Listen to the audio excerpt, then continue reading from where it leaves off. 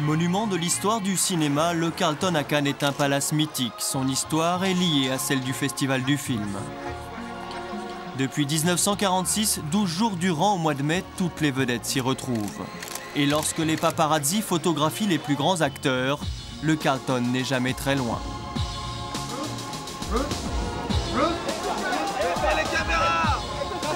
Si sa façade se laisse admirer, c'est pour mieux cacher les secrets qu'elle recèle.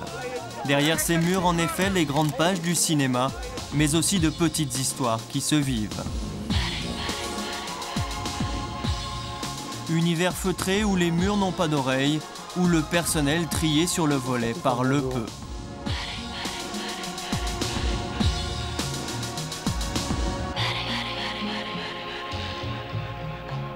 Femme de chambre? Femme de chambre, bonjour. De la femme de chambre au directeur général, tous ont accepté de nous dévoiler l'envers du décor et de nous emmener dans l'intimité de ces vedettes descendues au Carlton le temps d'un festival.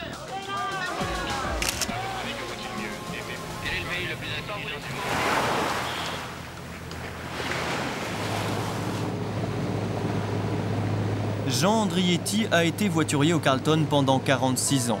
Il est parti à la retraite en 1997 et depuis, il évite de retourner sur son lieu de travail. Désormais, c'est au large qu'il aime regarder son hôtel. Déjà sa gueule, hein, je sais pas. Il y a quelque chose que les autres n'ont pas à côté. On peut comparer entre le Martinez Miramar et, je sais pas, lui, c'est... J'ai passé toute ma vie aussi, j'ai passé 46 ans, alors...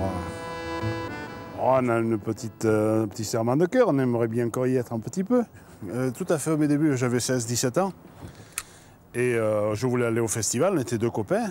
Et on n'avait rien pour s'habiller, alors on a mis une veste de garçon de restaurant, une veste blanche. Et on y a été. Et on s'est retrouvés dans la loge officielle avec tous les artistes du moment qui présentaient leurs films. C'était ma première fois que j'allais au festival. On n'était pas tellement bien habillés, mais enfin... On sentait un peu la patate, parce que c'était des vestes qui avaient servi pour travailler. C'est ça que j'ai attrapé. Hein. Au fil des festivals, les stars ont appris à reconnaître Jean. Année après année, ce modeste voiturier est presque devenu l'un des leurs.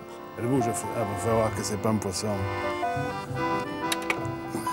Tony Curtis, qui était un acteur maintenant moins connu, mais qui était un acteur connu.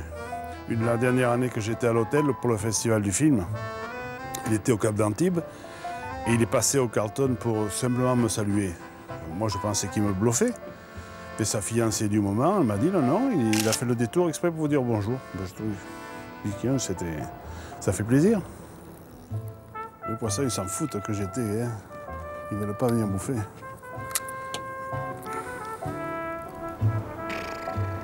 À la manière des stars hollywoodiennes, c'est par la mer que Jean débarque aujourd'hui au Carlton. Il y revient pour la première fois depuis 2 ans. Ouais, c'est joli.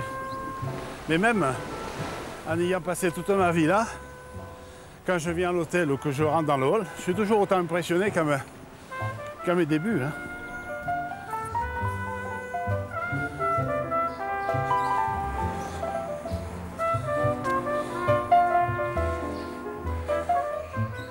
Messieurs, bonjour.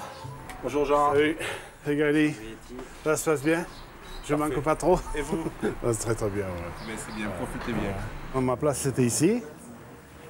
Et j'attendais les clients qui arrivaient par là et on faisait de l'accueil. J'ai vu tous les artistes qui puissent exister. J'ai prêté mon vélo là, à chaque fois. Kim Novak, je ne sais pas si c'est une artiste quand même qui était connue à un certain moment. Et elle ne pouvait pas sortir, alors j'avais un vieux vélo derrière. Et elle prenait le vélo pour aller se baigner sur la plage du Midi, là-bas, tranquille. Petits gestes qui ont bâti la réputation d'un palace unique au monde depuis toujours au seul service des stars. C'est toujours aussi mythique. Hein. Des soirs quand il n'y a rien, de 200, 300 personnes qui sont là devant et qui baillent au corneille pendant des heures pour voir... On leur dit qu'il n'y a personne. D'ailleurs, quand on leur dit qu'il y a les artistes, on leur dit qu'ils sont majestiques, qu'ils ne sont pas ici. Envoyer les badauds vers l'hôtel d'à côté pour protéger les clients du Carlton, à l'époque, Jean était plus qu'un simple voiturier. Premier personnage à accueillir les comédiens, il était aussi le premier à les protéger. Un métier qui suscite toujours autant de convoitises, car commander la porte d'entrée de ce palace a toujours été une mission réservée à des hommes sûrs. On disait que dans le temps, on vendait les places. La place de voiturier se vendait, ça n'a jamais été vrai, parce que sais pas, vous avez un patron qui a le boulot à effectuer. Vous avez un gars, comme on dit dans le Midi, un chapacan qui va venir. Il va vous proposer de l'argent pour votre place. S'il ne comprend rien, le patron ne va pas accepter. C'est pas vrai, ça n'a jamais été vrai, cette histoire de vendre les places. Elle est belle, la relève. Hein. C'est moins décrépit que moi.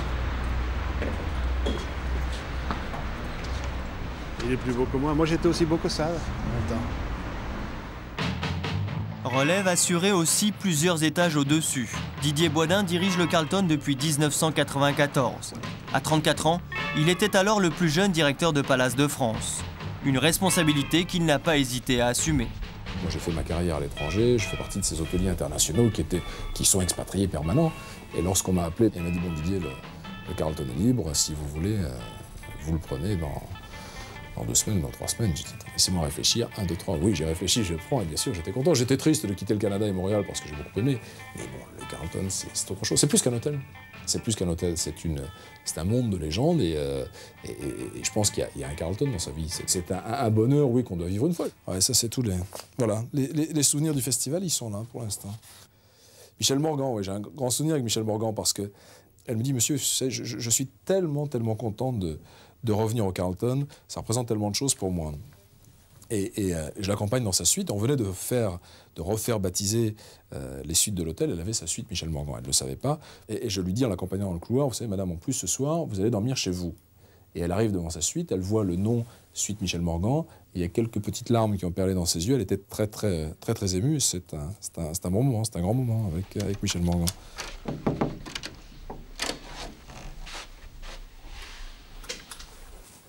Depuis qu'il a pris les rênes de cet hôtel, Didier Boisdin a peu à peu remodelé les chambres pour les adapter aux besoins du festival. Là, c'est une des suites, une des suites justement très prisées pendant le festival parce que l'espace salon est assez large, ce qui permet de faire interviews, ce qui permet de faire des repas, manifestations diverses.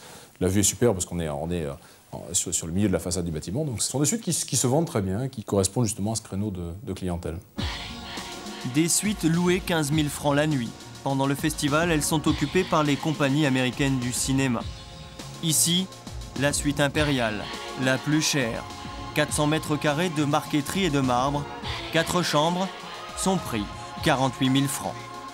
Ça fait peur quelque part le festival. C'est vrai que mon premier festival, j'étais un peu tendu, je voyais les listes de VIP arriver avec tous les gens qu'on allait recevoir. Et puis des gens, vous savez, qu'on reçoit traditionnellement, il y a beaucoup d'hôtels lorsqu'on va leur annoncer que Robert De Niro vient, c'est le branle-bas de combat, c'est le moment de l'année. Nous, c'est Robert De Niro multiplié par 50. Donc ça fait peur.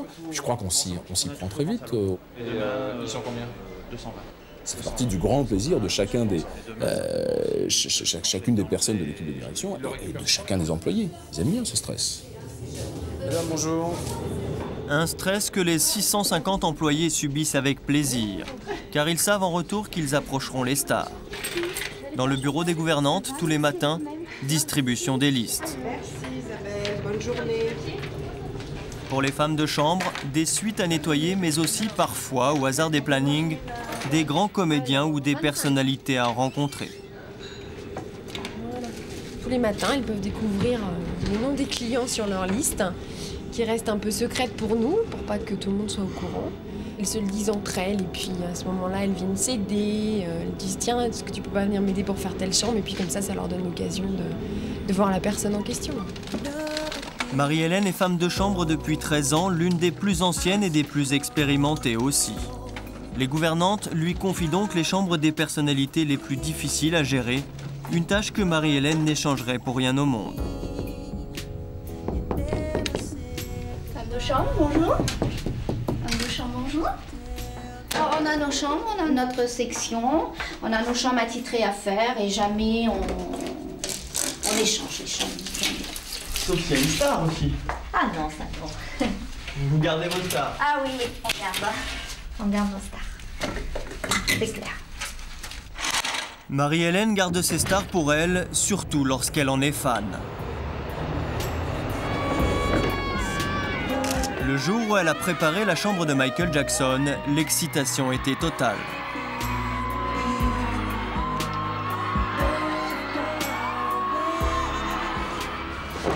Ça a été vraiment pour moi quelque chose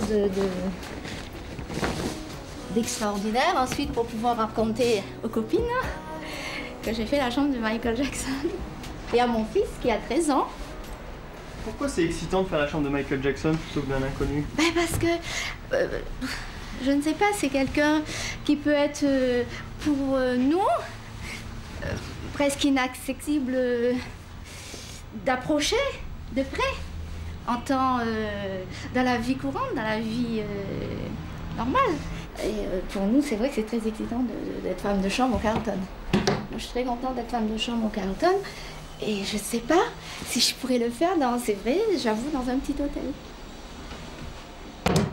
Le contact est minime, mais c'est vrai que ça apporte un peu de rêve, un peu de rêve, c'est vrai.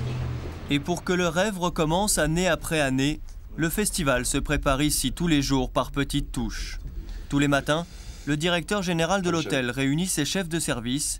Chacun son rôle, la machine est bien huilée jusque dans les imprévus. Il ne faut pas non plus que ce soit trop bien préparé, parce que si tout est parfaitement cadré, il n'y a plus de place à l'improvisation. Et je pense que quelque part, un grand festival, tous les grands moments, si on reprend dans nos albums de photographie ou dans les films que l'on a ici, si on reprend les grands moments chaque année de chaque festival, à 90%, ce sont les improvisations. C'est ça qui fait les grands moments du festival. Et ça, je crois qu'il ne faut pas chercher à le prévoir. Si on le prévoit, on enlève un petit peu du piment. Bonjour. Bon souvenir de passage dans la cuisine avec Sigourney Weaver, où ils s'amusent, parce que quelque part, ça les sort tellement. Il y a un tel stress pour les acteurs ou les actrices qui viennent défendre un film, qu'en fait, lorsque le stress est tombé et lorsqu'ils revivent normalement, ils s'amusent de toutes petites choses. Le directeur général descend aussi en cuisine pour vérifier l'avancement des préparatifs du festival. Aujourd'hui, le chef vient de décider du menu de clôture. Une parmesane de homard. Et puis derrière, donc, je vous avais parlé de la petite tartelette puis saladière, donc Provence avec l'agneau aux truffes. Et en dessert, on a fait un croquant au chocolat. Parce que tout le monde a en principe aime le chocolat. Donc... Vous avez vérifié avec vos collègues là, pour savoir ce qu'ils font? Non, mais je vais appeler M. Villard aussi. On en discute, d'accord? On en discute puis on fait un test à ce moment, on voit ce que ça donne. D'accord. Tout prévoir en coulisses plusieurs semaines à l'avance, mais aussi répondre aux demandes, à toutes les demandes, immédiatement. Certainly, Mr. Fishman. Do you have your car number? Cette mission, c'est celle de l'homme aux clés d'or, le concierge du Carlton. Le rôle du concierge, c'est essayer de trouver tout ce que l'on peut nous demander. J'imagerais en disant, ça peut varier du timbre-poste au Boeing 747. Est-ce qu'on peut avoir un bagagiste? Hors période festival, Stéphane se prépare, c'est plutôt facile. Mais à l'arrivée des stars, le niveau des exigences augmente. Disons que notre métier s'accentue énormément pendant le festival, étant donné que ce sont des périodes où tout va très vite, où il faut trouver énormément de choses dans un temps record. Donc, en principe, la plupart du temps, on a toujours le temps de trouver ce genre de choses, tandis que là, c'est tout, à tout moment et rapidement. Le défi le plus incroyable relevé par Stéphane remonte à mai 1994. Le jour de la clôture du festival, pour la rockstar américaine Diana Ross, on exige l'impossible, ou presque. On nous avait demandé d'organiser, de trouver pour Diana Ross une voiture qui était une Lincoln de couleur turquoise. On a été obligé de faire descendre la voiture de Genève, puisqu'on n'en a trouvé qu'une seule à Genève qui corresponde au désirata de cette personne. Et bien entendu, ça a été très difficile, mais on est arrivé à gérer et tout s'est très bien passé au bon moment. Pour satisfaire les célébrités, Stéphane possède un outil unique, une liste de contacts enrichie chaque année depuis un quart de siècle. Avec ce carnet, le concierge peut trouver tout et n'importe qui. Des kinés, des masseurs, des dentistes, des médecins spécialisés, des gens qui se déplacent, des infirmières, des gardes du corps. Des sociétés de location de voitures, de voitures particulières, de motos particulières, de bateaux. C'est un peu notre Bible et c'est un peu ce qu'on en garde le plus secret aussi. Un secret de plus au Carlton, ajouté à ceux des femmes de chambre. Marie-Hélène, par exemple, elle ose à peine raconter sa rencontre avec son acteur préféré, un certain Bruce Willis. Je voulais vraiment le voir. Il n'était pas à mon étage et je rêvais de le voir et je suis allée le voir.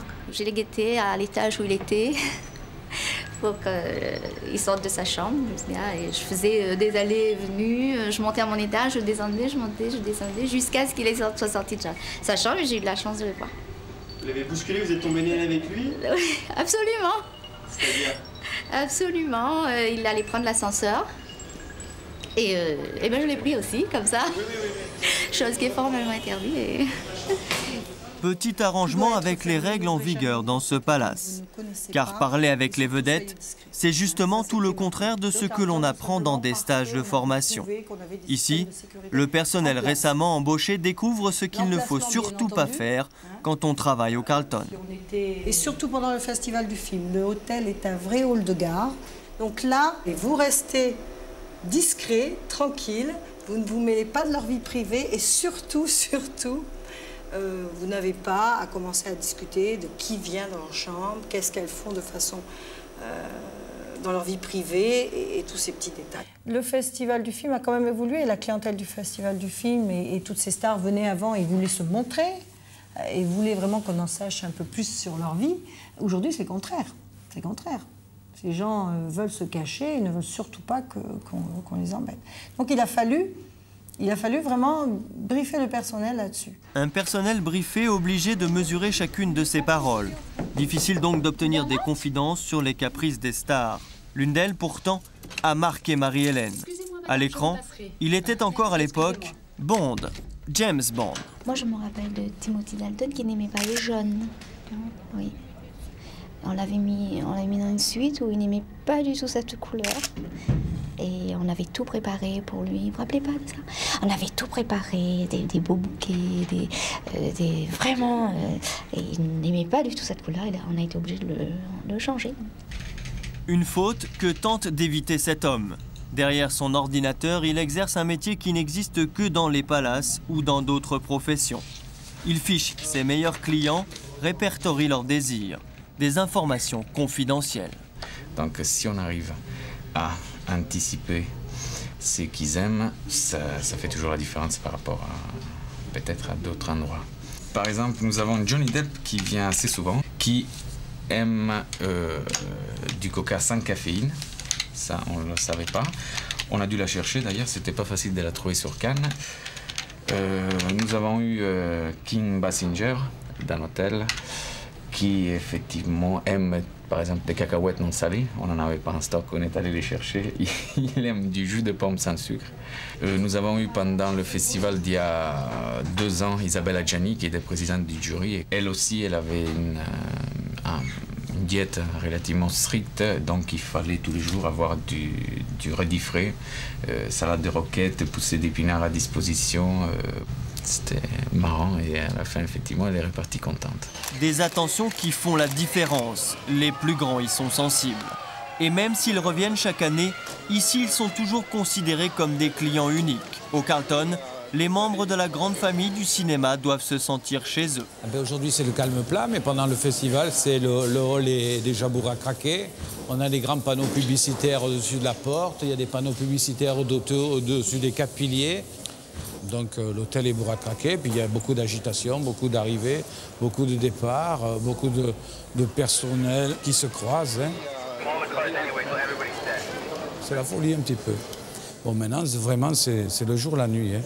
J'ai souvenance aussi d'un jour où Cindy Crawford et Charlton Heston devaient donner une conférence de presse sur la Croisette. Donc la foule s'était amassée devant l'hôtel et avait réussi à rentrer un petit peu dans le hall aussi. Il y en avait partout. Et voilà Cindy Crawford et Charlton Heston qui descendent les escaliers et étaient surpris par la foule qui les attendait. Le seul endroit pour se réfugier a été ici, derrière la loge du concierge.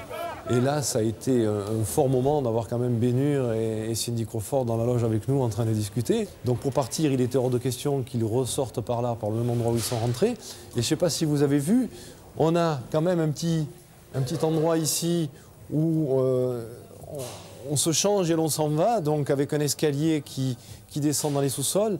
Et ils ont pris cette issue de secours qui leur a permis de partir et de retourner dans leur chambre.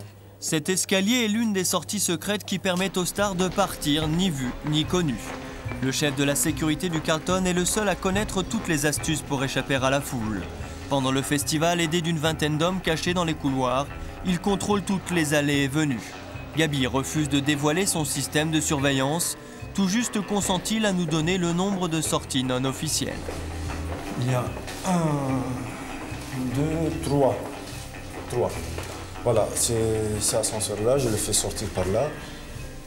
J'ai la clé de cette porte, je le fais sortir. Ça, c'est semi-secret. Une porte semi-secrète qu'empruntait Clint Eastwood lorsqu'il était président du festival en 1994. Il y a une sortie que personne ne le connaît. Je le prends, il sort de cet ascenseur-là, je le fais passer à gauche, dans cette porte-là. Et s'arrêter là. Impossible d'aller plus loin. Derrière cette porte, il y aurait, paraît-il, un accès direct à la plage de l'hôtel. Le festival du film coïncide avec l'arrivée des beaux jours. La plage est donc l'un des lieux où toutes les vedettes aiment à se montrer. Sous le soleil, les stars sont encore plus belles. Raison pour laquelle peut-être beaucoup d'interviews sont organisées sur le ponton. Voilà Thierry, tu pourras me rajouter 2 express sur la note de monsieur et madame tout à l'heure. Il y a beaucoup plus de travail quand il y a des stars, évidemment. Le public alentour veut un autographe et ils embêtent constamment. Donc nous, on filtre, on fait une sécurité. Voilà, donc... mais bon, c'est... Tant mieux qu'ils viennent à l'hôtel Carlton, quoi. Et pour le pourboire, ce ne sont pas les meilleurs clients. Ce sont des gens qui n'ont pas l'habitude d'avoir de l'argent sur eux. Donc, ou alors, s'ils en ont, c'est en carte de crédit. Donc,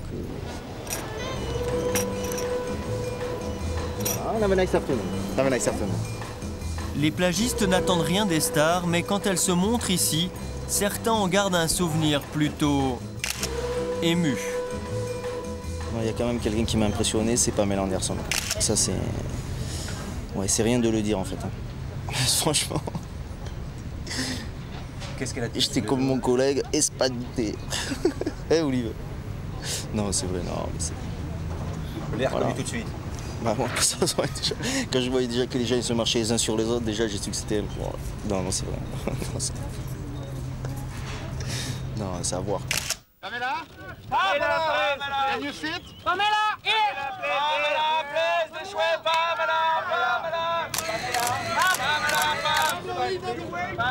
Fin de journée, le soleil se couche sur la croisette. C'est l'heure où le bar du Carlton ouvre ses portes. Patrick le barman travaille ici depuis 25 ans.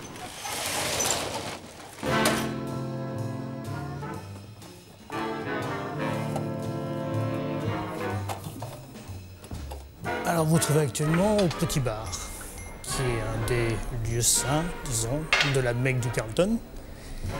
L'endroit où toutes les vedettes, passant, restant, logeant, même si elles ne logent pas au Carlton, disons, passent un jour ou l'autre.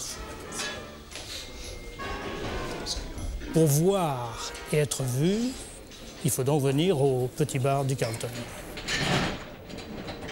Donc à partir de 3h, 4h du matin, ces gens reviennent de la représentation, donc sortie des marches, sortie du palais. Et c'est là qu'ils ont beaucoup plus le temps de se détendre un petit peu, parce que de venir ici, de prendre un verre et de discuter un peu avec le barman, en fin de compte. C'est un peu le divan, c'est le moment des confidences. Des confidences, on en a, mais comme tout barman, la devise des barman, vous savez très bien, c'est un petit peu comme... En somme, on est presque comme dans une église, là. C'est un peu comme au confessionnal, on ne peut rien dire. Patrick est le gardien d'un trésor qu'il fait fructifier à chaque festival. Son livre d'or, jalousé par les collectionneurs, est noirci par les signatures de toutes les stars. Houston, Jerry Lewis, Farrah Fawcett, Brooke Shields à ses débuts, ma petite fille quand elle est arrivée ici la première fois, Nick Nolte. J'aime le cinéma, j'aime le cinéma, je vais souvent au cinéma et je vais souvent au cinéma après le festival du film pour un petit peu revoir, et c'est là où je retrouve les mimiques de mes clients, en fin de compte, parce qu'ils ont toujours une façon ou d'une autre, une mimique ou une façon d'agir ou une façon de poser leurs mains ou une façon de tenir la tête, et on le retrouve dans les films. Bonne soirée. Ça vous arrive de prendre l'air un peu de temps en temps? De temps en temps, oui. Puis là, c'est un lieu de... Je me mets souvent quand il y a un petit moment de creux. Je me mets là, à cet endroit-là, pour surveiller qui rentre, qui sort. Et peut-être c'est des clients que je connaisse, ou qui m'ont oublié, ou pour les rappeler un petit peu. Revenez voir Patrick, venez prendre un verre. Patrick ne veut pas que l'on oublie son bar. À sa manière, ce lieu discret a contribué au développement du cinéma. De nombreux contrats ont été signés ici, sur le coin d'une table, tard dans la nuit. Si j'avais un pourcentage, je pense, sur toutes les signatures et toutes les carrières, même les contrats qui se sont signés, mais je pourrais m'arrêter et me mettre tranquille en ayant touché un minime pourcentage de tout ce qui s'est signé et tout ce qui s'est fait dans le petit bar.